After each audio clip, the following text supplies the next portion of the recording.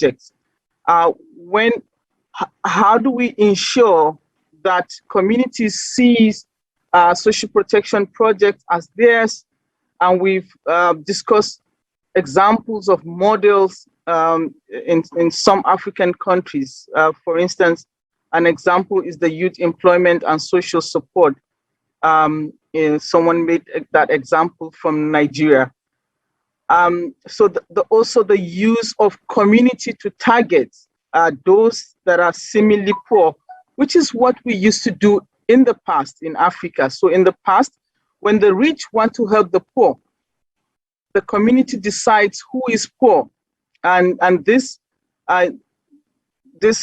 model or targeting or design is used to the community will be the one to define the criteria for who is poor and who should be helped.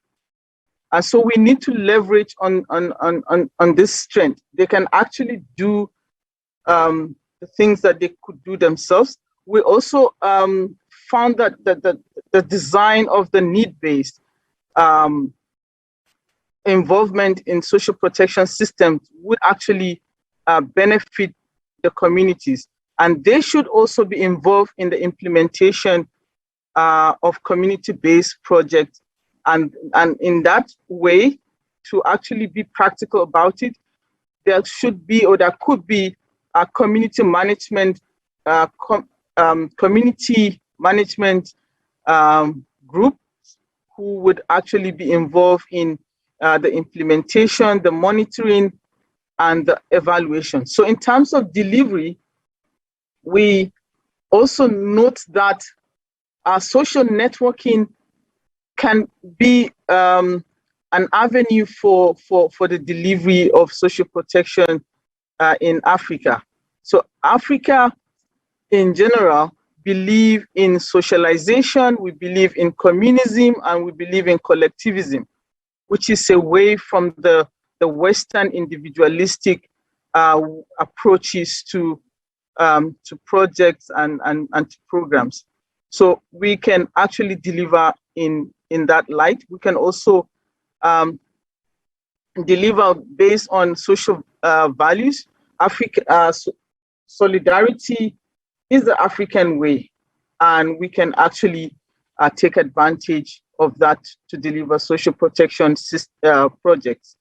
And the last is accountability. We all know how the reason why we are where we are in Africa is also part of the accountability systems that we have. So to ensure accountability, we will need the communities to monitor and to evaluate this social protection program to ensure that there's no fraud, there's no corruption, and so the involvement then of the communities, the involvement of the beneficiaries would be very much beneficial to the African way or the Afrocentric way of delivering social protection program. So in a nutshell, that was the discussion that we had in our group. Thank you. All right. I just wanted to ask something. Okay, let me just bring the mics to you. Okay, so just so you know, there was a little bit of controversy over the terminology, whether it should be people-centered, it should be Afrocentric. But I think by the time we finished, we agreed that basically what we want is something Africanized.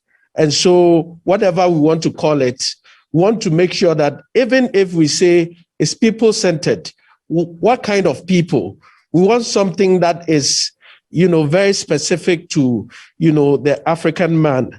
So basically, it should be something that is innovative, that is inclusive, that is effective.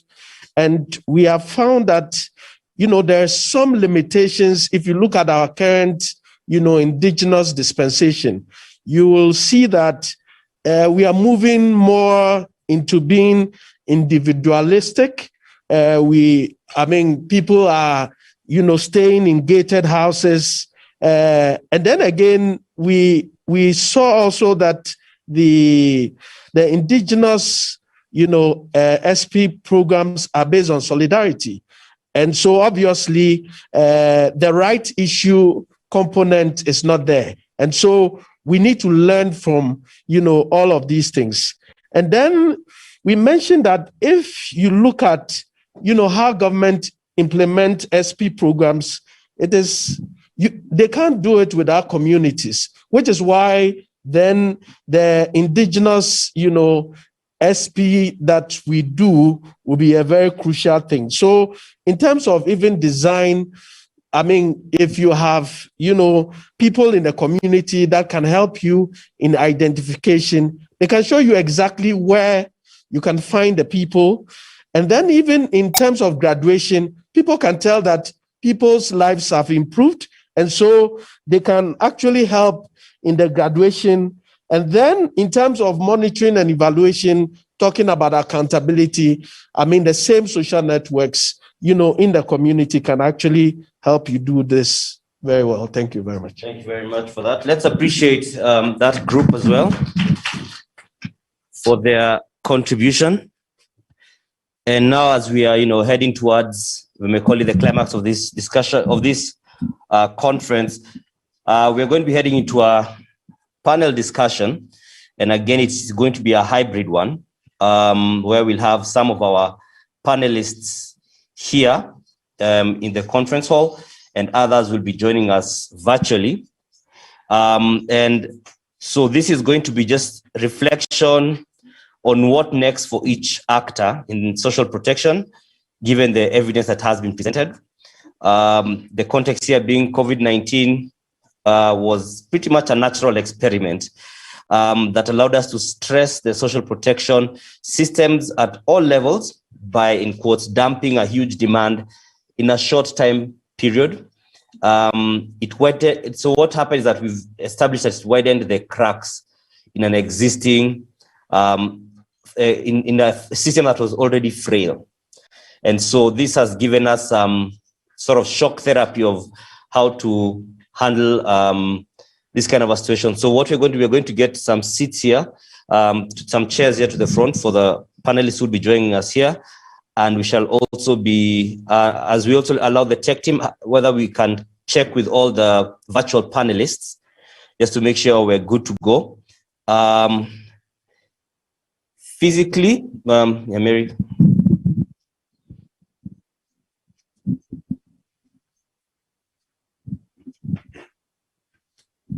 All right, so physically, here we have Winnie.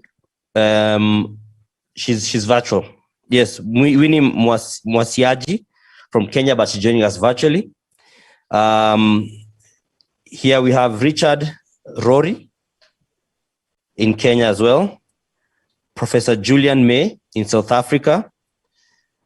Dr. Mary Mangai, South Africa. We saw her speaking just a short while ago. And we also have Professor Omoboale Oni from Nigeria. So those are the virtual panelists that we have. Then in-house, I don't know whether they're the analog ones, but our analog, panelists in the conference room are Pauline Makwaka. Is she here? Yes. Have I said your name right? The name right? It's right? Thank you. Then we have Angela Okola. Angela Okola. We also should be having Joel Maingi Mwangi. All right. Then we should also be having, yes, I think that's the people we'll be having physically. So what we'll do, you could take a second to stretch as we set up the chairs over here. Stretch inside the room, because if you go outside,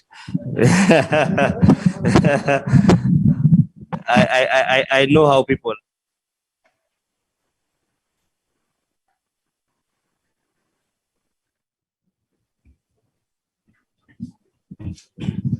So maybe the tech team can pin the panelists on the virtual panelists. We can pin them so that it'll be easier.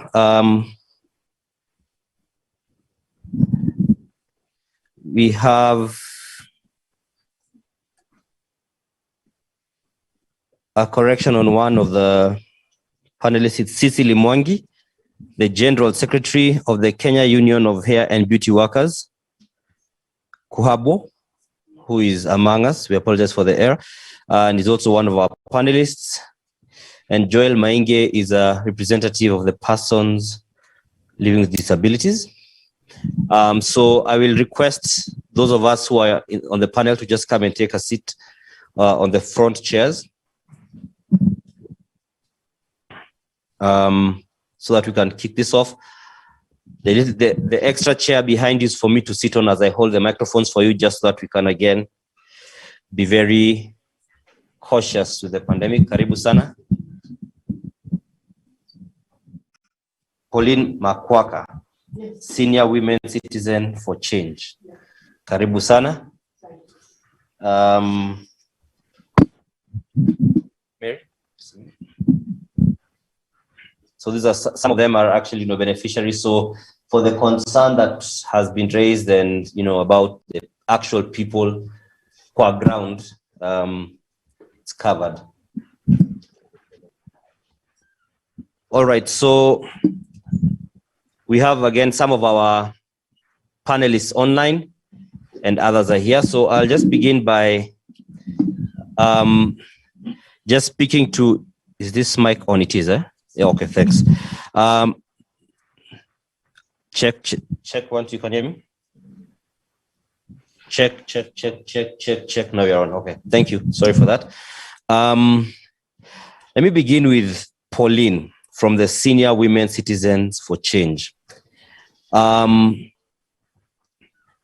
you could paint for us a picture of what, vulnerability is,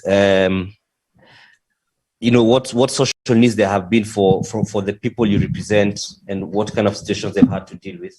Just for us to understand the need for some social protection of sorts.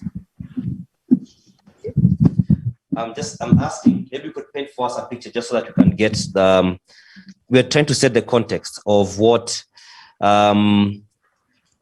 let's say, let me put it this way, your experience with, social protection for yourself and group that you represent here.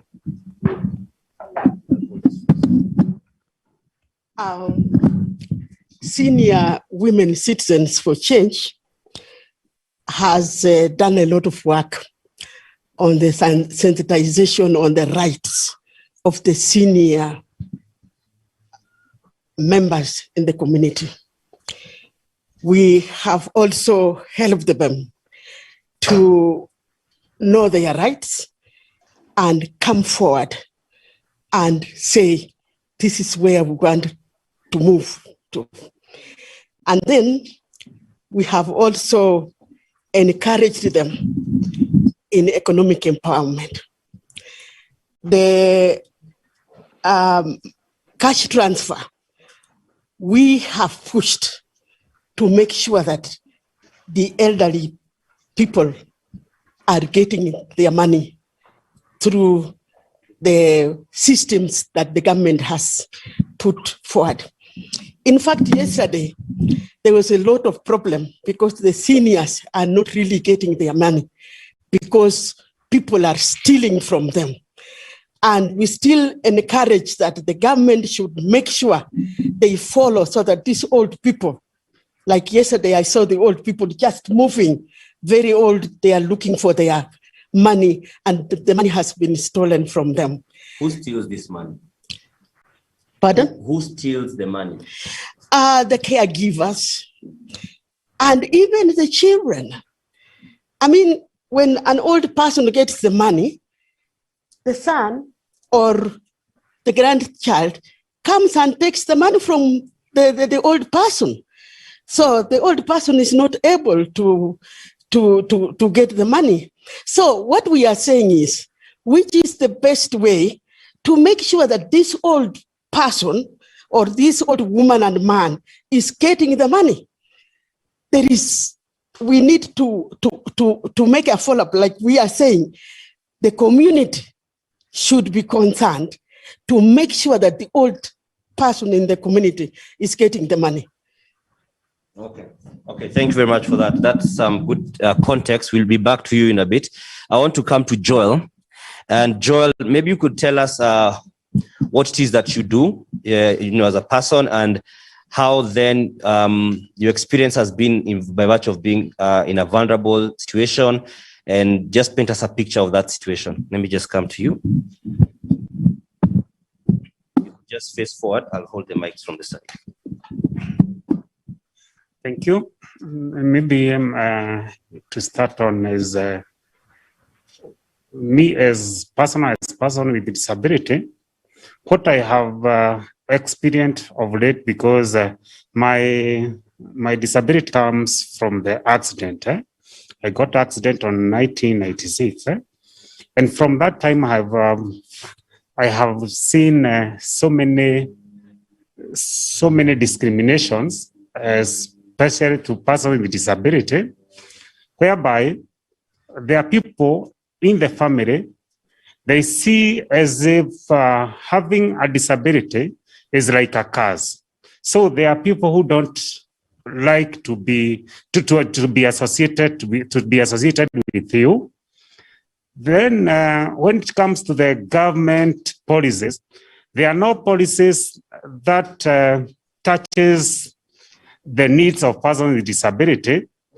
And when there is, the implementation of it goes very slow because the persons with disability are not represented, or they are not, their views were not taken when these policies were made. So there is that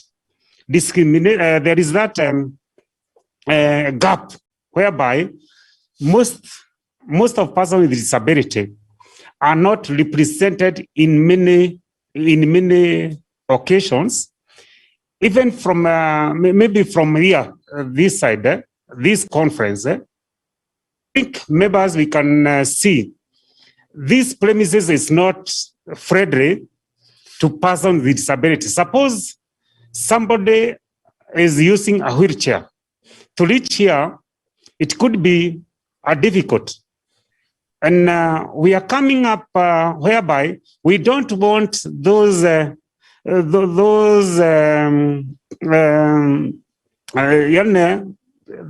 what can I say? These assistants, that's so much assistance, because there is a lady who is coming. If it's some man if there are men who want to assist them, they hold even the places where they are not supposed to touch. So I think in that place, we are requesting to be involved from the word go. Okay, and maybe something that I had asked earlier, what is your your everyday, how your daily operations are in terms of what work do you do, and so how does your situation affect your work, and do you see any kind of discrimination even in your daily engagements? Yes, me myself, I do a business in CBD, and sometimes it's so difficult. One, I leave at my place very early before the last hour because of using the matatus and whatever.